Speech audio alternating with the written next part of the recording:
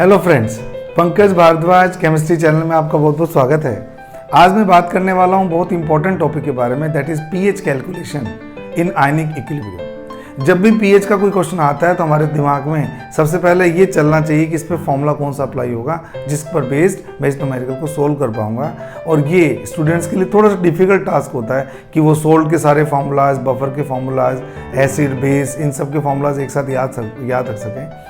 तो नीट के स्टूडेंट्स के लिए और जेई मेंस एडवांस के स्टूडेंट्स के लिए रिवीजन के पर्पज से मैंने स्पेशल वीडियो तैयार की है पीएच कैलकुलेशन के बारे में। इसमें मैं आपको total 38 cases of pH calculation बताने वाला हूं। और एक बार अगर आपने वीडियो अच्छे से देख लिया और कॉपी पेन लेके अगर आप बैठ गए तो आपको आयनिक इक्विलिब्रियम में पीएच कैलकुलेशन बिल्कुल भी दिक्कत नहीं आएगी और आपकी एक बहुत स्ट्रॉन्ग अप्रोच बनेगी पीएच कैलकुलेशंस के क्वेश्चंस को सोल्व करने के लिए। आइए स्टार्ट करते हैं हम पीएच कैलकुलेशन। पीएच कैलकुलेशन को मैंने दो कैटेगरी में डिवाइड किया है। एक तो सिंगल केमिकल जब दिया होता है आपको उसकी पीएच निकालना, और कई बार आपको मिक्सचर्स दिए होते हैं कि इसके अंदर प्लस करके देता है, ये मिला देगा, तो पीएच कैलकुलेशन कैसे की जाएगी। तो मैंने लेफ्ट साइड में सिंगल केमिकल के लिए और राइट साइड में मिक्सचर की पीएच कैलकुलेशन के लिए लिखा हुआ है। लेफ्ट साइड में जो पीएच कैलकुलेशन है उसके टोटल 15 केसेस हैं सिंगल केमिकल में, और राइट साइड में जो आपके केस आ रहे हैं वो टोटल आपके 23 केस हैं। तो टोटल मिला के ये 38 केसेस ऑफ पीएच कैलकुलेशन है और सभी केसेस एक दूसरे से जुड़े हुए हैं अच्छी तरह से। तो आपको ऐसा नहीं है कि 38 फॉर्मूलाज याद करने पड़ेंगे, आपको एक सिस्टम दे रहा हूं और मोस्ट प्रोबेबली ये मोस्ट इफेक्टिव सिस्टम है। आपने बहुत वीडियो देखे होंगे पीएच कैलकुलेशन के, इस वीडियो को देखने के बाद आपको इसका डिफरेंस पता लगेगा कि क्या डिफरेंस है इसमें और बाकी वीडियोस के अंदर। जिन स्टूडेंट्स ने अभी तक चैनल को सब्सक्राइब नहीं किया है वो प्लीज चैनल को सब्सक्राइब करें।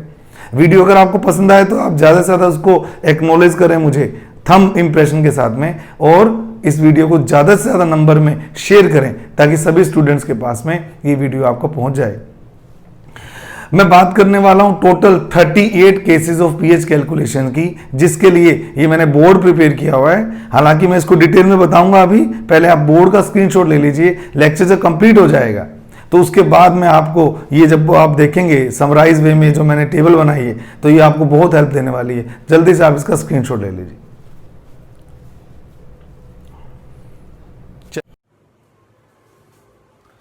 पीएच कैलकुलेशन के टोटल 38 केसेस में से मैंने 15 केस बनाए सिंगल केमिकल में और 23 केसेस बनाए मैंने मिक्सचर्स में। तो सबसे पहले सिंगल केमिकल की हम बात करते हैं। सिंगल केमिकल के अंदर मेनली मैंने 3 कैटेगरी रखी हैं, एसिड, बेस एंड सॉल्ट्स। तो पहले मैं एसिड और बेस को एक साथ स्टडी कर रहा हूं। देखिए कैसे। एसिड आपके हो सकते हैं स्ट्रॉन्ग या वीक। स्ट्रॉन्ग में भी एसिड हो सकते हैं मोनोबेसिक या पॉलीबेसिक, और वीक में भी हो सकते हैं monobasic and polybasic. Monobasic acid वे होते हैं जिनमें रिप्लेसेबल H पॉजिटिव का नंबर 1 होता है, और पॉलीबेसिक एसिड वो हैं जिनमें रिप्लेसेबल H का नंबर 1 से ज्यादा है, जैसे 2, 3 या इस तरह से। जहां तक वीक एसिड का सवाल है, इसकी भी 2 कैटेगरीज हैं, मोनोबेसिक एंड पॉलीबेसिक। ये वीक एसिड है मोनोबेसिक जिनकी बेसिसिटी 1 है, और ये जो मैंने लिखे हैं phosphoric acid, phosphorus acid, carbonic acid, ये वीक एसिड है जो कि पॉलीप्रोटिक में रखे जाते हैं। जहां तक स्ट्रॉन्ग एसिड का सवाल है, एसिड की कंसंट्रेशन ही H पॉजिटिव आयंस की कंसंट्रेशन होती है। तो मैंने क्या बोला, अगर आपको दे देगा 0.1 m HCl तो ऑटोमेटिकली वो 0.1 m किसकी कंसंट्रेशन हो जाएगी, H पॉजिटिव आयंस की हो जाएगी, और हम माइनस लॉग लेके इसका पीएच की कैलकुलेशन कर सकते हैं। अगर आपका एसिड पॉलीबेसिक है यानी कि डाई बेसिक है या ट्राई बेसिक है, आप लोग जानते हैं जब वो आयोनाइज होगा तो एक से ज्यादा H पॉजिटिव आयंस के मोल देगा। जैसे मान लीजिए H2SO4 है, जब आप H2SO4 को आयोनाइज करेंगे तो 1 मोल H2SO4 कितने मोल H प्लस देगा, 2 मोल देगा। तो हमने क्या किया, एसिड की मोलैरिटी को 2 से मल्टीप्लाई कर देंगे और फिर उससे हमारे H प्लस की कंसंट्रेशन आ जाएगी। जहां तक वीक एसिड का सवाल है, वीक एसिड पूरे आयोनाइज नहीं होते, इस कारण से उनके H पॉजिटिव हम निकालते हैं रूट के इंटू सी वाले फॉर्मूले से।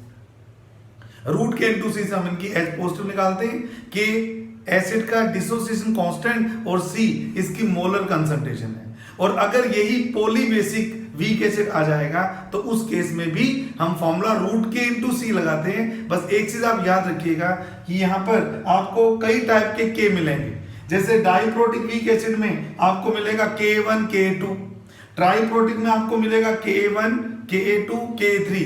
तो मेरी बात याद रखिएगा, आपने केवल K1 से ही कैलकुलेशन करनी है, क्योंकि फर्स्ट आयोनाइजेशन ही सबसे ज्यादा होता है और जो मेजर कॉन्ट्रीब्यूटर होता है H+ को निकालने में वो फर्स्ट आयोनाइजेशन से निकालते हैं। इसलिए आपका फॉर्मूला √K1 × C से आपको निकालना। जिस तरह से एसिड्स की पीएच कैलकुलेशंस की हैं, मैं उसी तरह से बेस की पीएच कैलकुलेशन भी करूंगा। बेस में भी ऐसे ही है, strong base mono acidic, acidic का मतलब कितने OH नेगेटिव है उसके अंदर, पॉली एसिडिक और वीक में भी mono acidic and poly acidic. जहां तक स्ट्रॉन्ग पॉली एसिडिक बेस का सवाल है, जैसे NaOH KOH, तो वही बात यहां पर भी है, OH नेगेटिव आयन की कंसंट्रेशन डायरेक्ट बेस की कंसंट्रेशन से निकाल लेंगे। और यही स्ट्रॉन्ग बेस अगर पॉली एसिडिक है, डाई एसिडिक है या ट्राई एसिडिक है, उस केस में मैं उसको मल्टीप्लाई करूंगा। मान लीजिए मैं कहता हूं बेरियम हाइड्रोक्साइड, वो कि एक्सट्रीमली स्ट्रॉन्ग बेस है, जब ये आयनाइज होगा तो बेस की कंसंट्रेशन से डबल OH नेगेटिव आयन बाहर निकलेंगे। इसलिए मैंने इसको दोनों ही डाई एसिडिक लिए हैं, तो 2 से मल्टीप्लाई करके मैं OH नेगेटिव कंसंट्रेशन निकाल सकता हूं। जहां तक वीक बेस का सवाल है, वीक बेस में भी मोनो एसिडिक बेस हो सकता है, जैसे कि आपका अमोनियम हाइड्रोक्साइड, तो बिल्कुल इसकी तरह यहाँ √K × C आया था बच्चों, और यहाँ क्या आ जाएगा √KB × C आ जाएगा। और उसी तरह से पॉली के अंदर भी OH नेगेटिव की कंसंट्रेशन √KB1 × C आएगा, क्योंकि चाहे आपका बेस ट्राई एसिडिक हो या एल्यूमिनियम हाइड्रोक्साइड ट्राई एसिडिक हो, आपका स्टेनस हाइड्रोक्साइड डाई एसिडिक हो, √KB1 × C से आंसर निकलेगा। कई बच्चों को लगता है कि सर OH नेगेटिव से H+ कैसे निकलेगा, कोई दिक्कत नहीं है, KW से आप OH नेगेटिव को डिवाइड कर दो, H+ आ जाएगा, और उसका माइनस स्लोप लेंगे तो pH आ जाएगी। आप ऐसे भी कर सकते हैं कि OH नेगेटिव आयन का माइनस स्लोप ले लो, POH आ जाएगी, और उस POH की वैल्यू को 14 में से माइनस करके आप क्या निकाल सकते हैं, pH की वैल्यू निकाल सकते हैं। इस तरह से 4 केस एसिड के और 4 केस बेस के, टोटल 8 केस आपके pH कैलकुलेशन के हो गए हैं। अब मैं मूव कर रहा हूं सोल्ट की तरफ, सोल्ट की तरफ। सोल्ट का कैटेगराइजेशन बहुत इंटरेस्टिंग है, आप लोग ध्यान से सुनिएगा मेरी बात। सोल्ट के अंदर रिमेनिंग सारे केस आएंगे, 7 केसेस ऑफ सोल्ट हम पढ़ेंगे, ताकि 15 केस हमारे सिंगल केमिकल के पूरे हो जाएंगे। अब मैं बात करने वाला हूं सोल्ट की, तो सोल्ट की खूब कैटेगरीज हैं। Number 1, salt of strong acid and strong base. जैसे आपके एग्जांपल आते हैं NaCl, KNO3, NaClO4 वगैरह वगैरह। सेकंड कैटेगरी ले रहा हूं स्ट्रॉन्ग एसिड वीक बेस की, जिसके अंदर आपके आते हैं अमोनियम क्लोराइड, अमोनियम नाइट्रेट वगैरह वगैरह। थर्ड कैटेगरी ले रहा हूं वीक एसिड स्ट्रॉन्ग बेस की, जिसके अंदर आपके आते हैं सोडियम एसीटेट, सोडियम फॉर्मेट वगैरह वगैरह। चौथी कैटेगरी ले रहा हूं weak acid weak base. Fourth category है weak acid and weak base की, जिसमें अमोनियम एसिटेट का एग्जांपल आता है। अब यहां से स्पेशल कैटेगरी स्टार्ट हो जाती हैं, जिसमें सबसे पहले मैं बोलूंगा hydrolysis of salt of polyvalent A9. Hydrolysis of salt of polyvalent A9. मान लीजिए आपको पूछा जाए किसी गिवन कंसंट्रेशन के सोडियम फास्फेट की पीएच निकालिए, तो आपको पता है इसमें सोडियम आयन तो आता है स्ट्रॉन्ग बेस से, जो भी आयन स्ट्रॉन्ग बेस से आता है उसको हाइड्रोलाइसिस नहीं होता, यानी कि हाइड्रोलाइज किसका होगा, इसमें हाइड्रोलाइसिस होगा फॉस्फेट आयन। इसीलिए मैं इसको क्या बोलूंगा, एनायनिक हाइड्रोलाइसिस। जिन स्टूडेंट्स ने मेरा पिछला वीडियो नहीं देखा हाइड्रोलाइसिस वाला, वो जरूर देख लें इसको समझने के लिए। तो अगर मैं इसके पीएच कैलकुलेशन की बात करता हूं, तो इसकी पीएच कैलकुलेशन में हमें जो फॉर्मूला यूज करना पड़ेगा वो किस तरह से होगा, आइए देखते हैं। 6 नंबर में आते हैं ऐसे सोल्ट जो कंटेन करते हैं पॉलीवेलेंट केटायन। जैसे मान लीजिए आपसे पूछा जाए what will the pH of the given concentration of ferric chloride. इसमें क्लोराइड आयन स्ट्रॉन्ग एसिड से आया है, तो इसका हाइड्रोलाइसिस तो होगा नहीं, केवल किसका हाइड्रोलाइसिस होगा, फेरिक आयंस का हाइड्रोलाइसिस होगा। इसलिए इस हाइड्रोलाइसिस को हम क्या बोलेंगे, केटायनिक हाइड्रोलाइसिस। ये टोटल 6 टाइप के सोल्ट हो गए। और जहां तक 7th टाइप का सवाल है, 7 टाइप का सोल्ट आपको मैं यहां लिख के दे रहा हूं। ऐसा सोल्ट जिसके अंदर एम्फीप्रोटिक एनाइन प्रेजेंट होगा, ऐसा सोल्ट जिसके अंदर एम्फीप्रोटिक एनाइन प्रेजेंट होता है, जैसे अमोनियम हाइड्रोजन सल्फाइड, जैसे ammonium bicarbonate, sodium hydrogen sulphide, sodium bicarbonate वगैरह वगैरह, Na2PO4, Na2HPO4।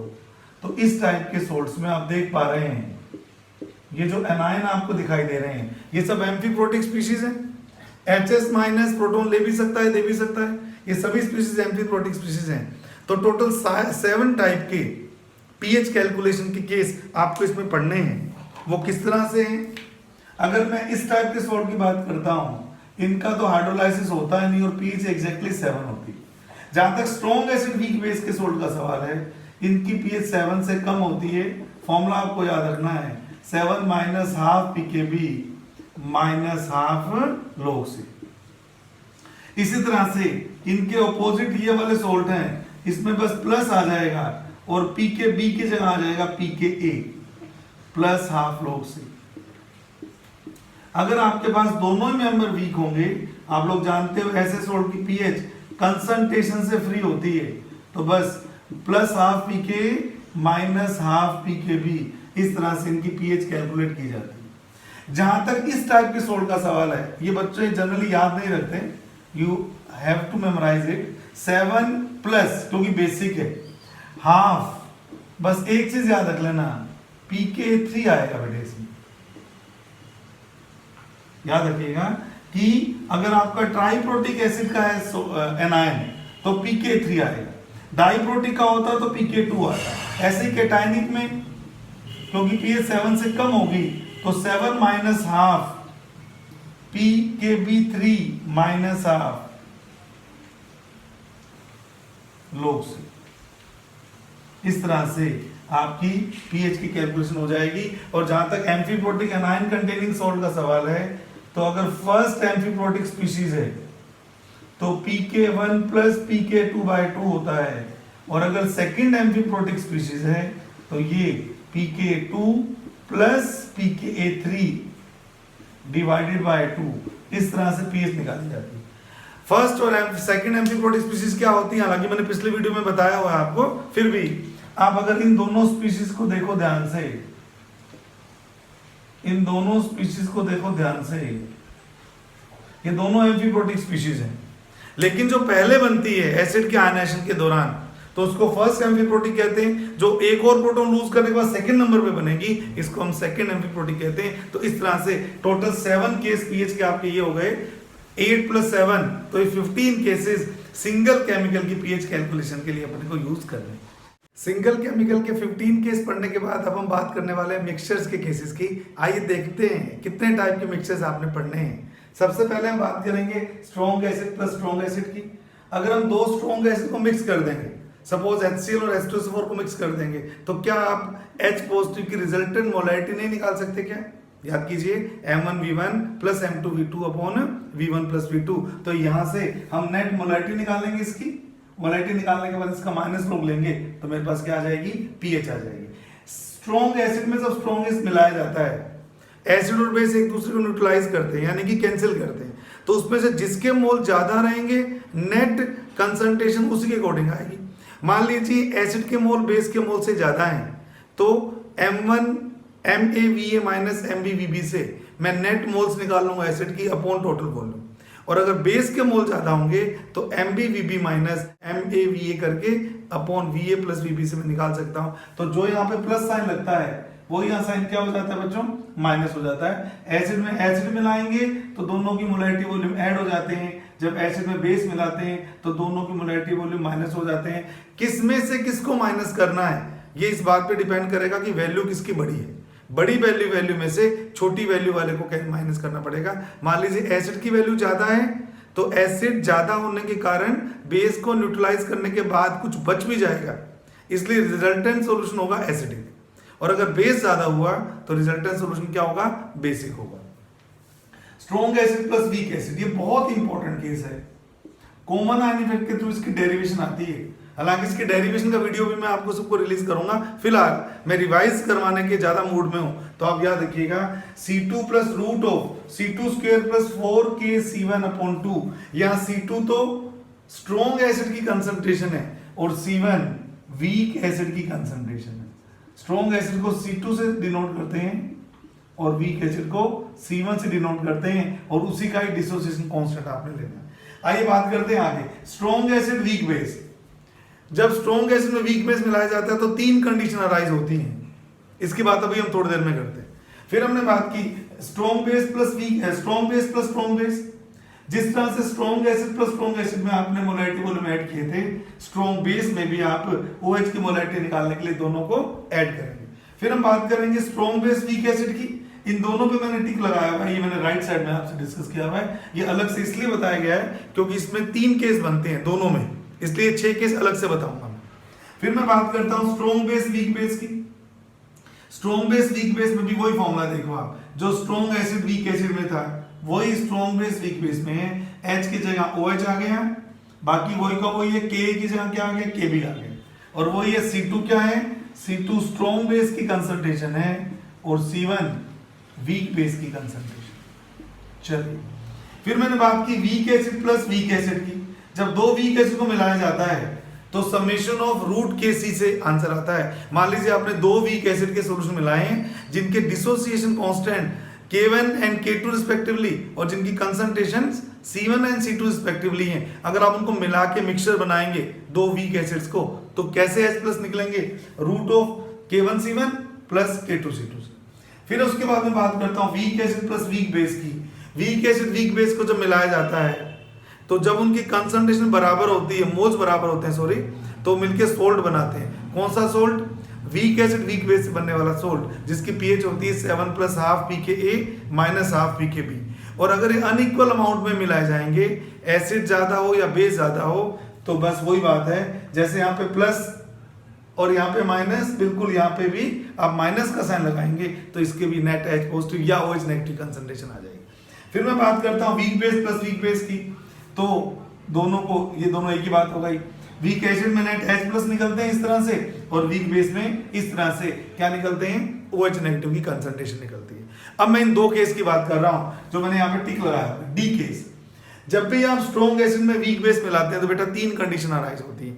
कैसे, अगर वीक बेस की मोल स्ट्रॉन्ग एसिड के मोल से ज्यादा है तो बेसिक बफर बनता है।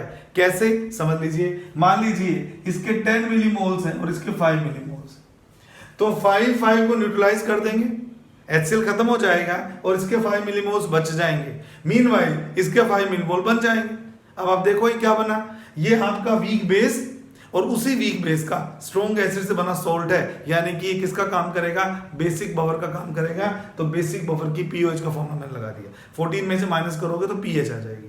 और अगर HCl ज्यादा होता है इसकी कंपैरेटिवली तो क्या होता, तो ये खत्म हो जाता, HCl भी बचता सॉरी, और इसके भी कुछ मोल बन जाते, HCl तो बच जाता, NH4Cl बन जाता। जब भी स्ट्रॉन्ग एसिड के अंदर एसिडिक नेचर का सोल्ट प्रेजेंट होता है तो उसका कंट्रीब्यूशन हम काउंट नहीं करते, डायरेक्ट पीएच हम इस रिमेनिंग H पॉजिटिव की मोलैरिटी से निकालते, रिमेनिंग वाले से। मान लीजिए Na एसिड के मिलीमोल ज्यादा है और बेस के मिलीमोल कम है तो इनको माइनस कर दो। माइनस करने के बाद जो रिजल्टेंट मोल आएंगे वो किसके आएंगे, HCl के आएंगे, और उस रिजल्टेंट मोल के थ्रू मैं इसकी नेट H पॉजिटिव निकाल सकता हूं और उसका माइनस लोग लेके मैं उसकी पीएच निकाल सकता हूं। फिर मैं बात करता हूं अगर दोनों बराबर हो जाएंगे, ये भी कैंसिल हो जाएगा बेटा, ये भी कैंसिल हो जाएगा, तो केवल सोल्ट बनेगा। ये कैसा सोल्ट है, स्ट्रॉन्ग एसिड वीक बेस से बनने वाला सोल्ट है, इसलिए मैंने इसकी पीएच क्या लिख दी, 7 - ½ pKb -½ log C। तो जिस तरह से 3 केस दो ओपोजिट नेचर के वीक और स्ट्रॉन्ग केमिकल को मिलाने से बनते हैं, इसके ऑपोजिट भी वही होगा। यहां मैंने लिया था strong acid plus weak base, उल्टा कर दिया बेटे, यहां ले लिया weak acid plus strong base. बिल्कुल वही बात है, अगर मैं एसिडिक एसिड को NaOH से ट्रीट करूंगा और सोडियम एसिड बनाऊंगा तो यहां भी 3 केस होंगे। अगर एसिड ज्यादा होगा बेस से तो क्या होगा, सोचो, ये रिमेनिंग रहेगा और ये बन जाएगा। इन दोनों के मिक्सचर को क्या बोलते हैं, acidic acid plus sodium acid, acidic buffer. तो पहला बनेगा एसिडिक बफर। जब ये इससे ज्यादा हो जाएगा तो नेट क्या हो जाएंगे, OH नेगेटिव। बिल्कुल वैसे ही जैसे आपने यहाँ H प्लस निकाले थे, यहाँ आपको क्या निकालने हैं, OH नेगेटिव निकालने हैं। उसी तरह से अगर दोनों बराबर होंगे तो सोल्ट बनेगा। इस बार सोल्ट कौन सा बनेगा, बेसिक नेचर का सोल्ट। तो मेरा फॉर्मूला क्या हो जाएगा पीएच का, 7 + ½ pKa + हाफ log C। इस तरह से मैं इसकी पीएच निकाल सकता हूं। तो टोटल 14 केस ही आपने मिक्सचर के याद रखने हैं जो टिपिकल केस है। 15 + 14 टोटल नंबर फॉर्मूला क्या हो गया 29। हमें जाना है 38 तक। अब कुछ मिक्सचर्स आपको इसके अलावा भी आने चाहिए, कैसे सीखते हैं। मान लीजिए आपको किसी सोल्ट की रिएक्शन करवा दे एसिड या बेस से, तो उसके भी टोटल 6 कैटेगरीज बनती। आप कहेंगे सर कैसे, देखिए अब जो मैं केस करा रहा हूं मिक्सचर के अंदर, टोटल आपने मिक्सचर के कितने केस कर लिए, टोटल आपने मिक्सचर के 8 केस कर लिए। अब मैं आई केस यानी कि 9 केस से बता रहा हूं मिक्सचर के।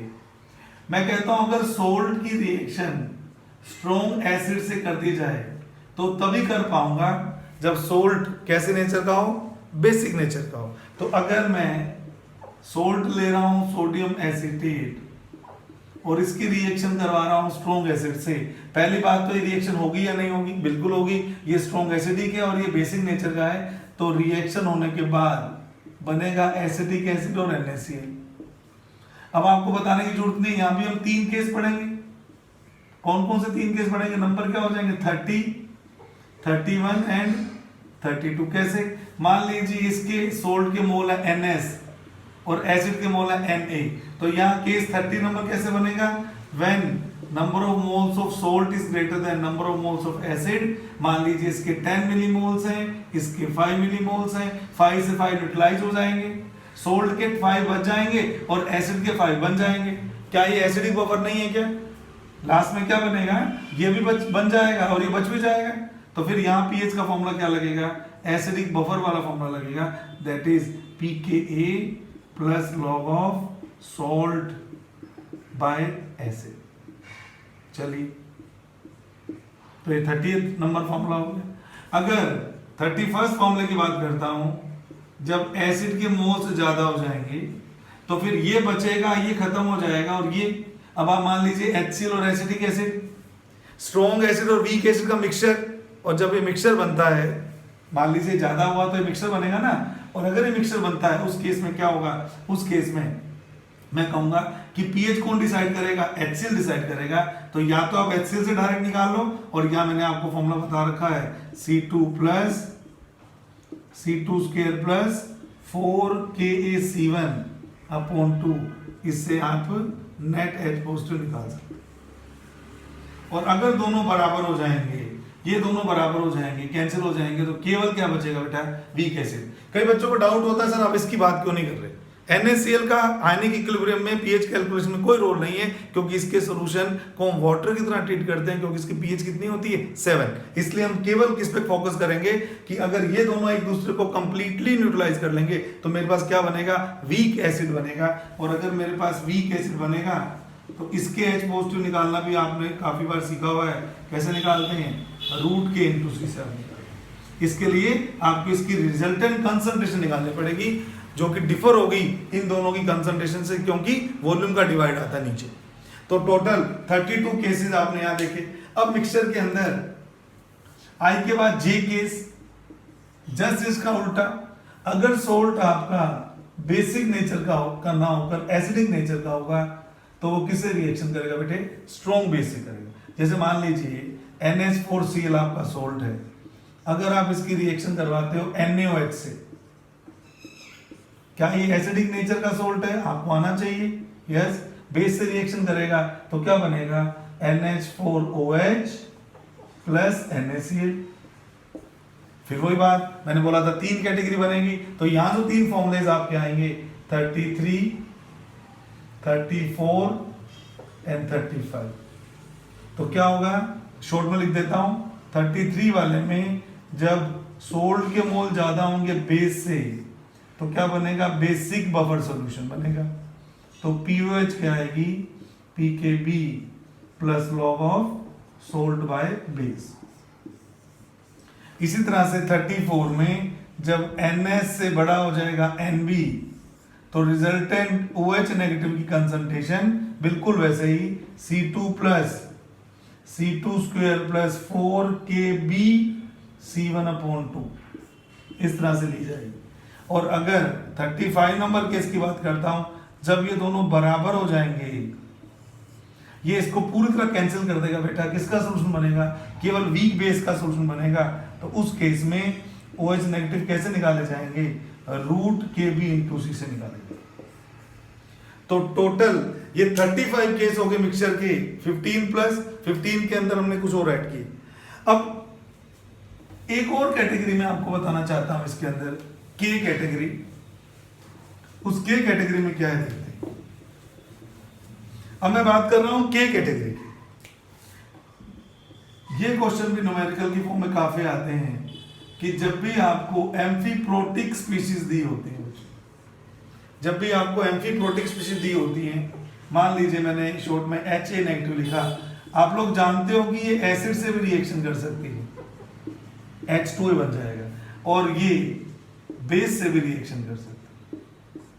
यहाँ ये H प्लस एक्सेप्टर का काम कर रही है और यहाँ ये H प्लस डोनर का काम कर रही है, तो ये दोनों केस आपको आने चाहिए। तो यहाँ भी अगर मुझे पीएच निकालनी होगी तो क्या होगा, यहाँ पे भी 3 केस बन जाएंगे। और अगर मैं ये कहता हूं कि रिएक्शन कंप्लीट हो गई तो 2 केस, तो एक ही केस बन जाएगा।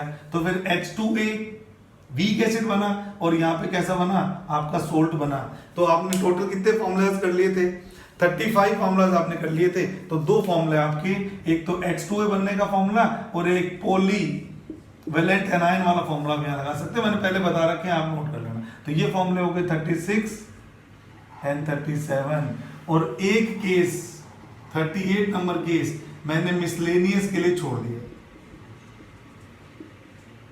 इनके अलावा भी इनमें से कोई और कंपोनेंट आपस में मिला देगा अगर आपको, तो फिर आपको उस केस में भी कैलकुलेशन करनी आनी चाहिए। तो ये टोटल 38 केसेस हैं जिसके थ्रू हमें पीएच कैलकुलेशन करनी है, जिसमें 15 केसेस तो सिंगल केमिकल के हैं और बाकी रिमेनिंग जो 23 केसेस है वो मिक्सचर के हैं। मिक्सचर भी में भी मैंने आपको कितनी कैटेगरी बताई है? के कैटेगरी, ABCDEFGHIJK। के का मतलब हो गया आपके 11, टोटल 11 केस के अंदर मैंने सारे 23 केसेस को सिमटा दिया है। आप लोग इसकी स्टडी कीजिए प्रॉपर्ली। और स्टार्टिंग में जो मैंने चार्ट बनवा के आपको दिया था, अब पूरा वीडियो देखने के बाद आप उसको वापस देखिए, सारे के सारे 38 केस आपकी आंखों के सामने वापस आ जाएंगे। जिन्होंने चैनल सब्सक्राइब नहीं किया उसको प्लीज़ सब्सक्राइब करिए, वीडियो को लाइक कीजिए अगर आपको समझ में आई है, और इसको ज़्यादा से ज़्यादा नंबर में आप शेयर कीजिए। Thank you so much.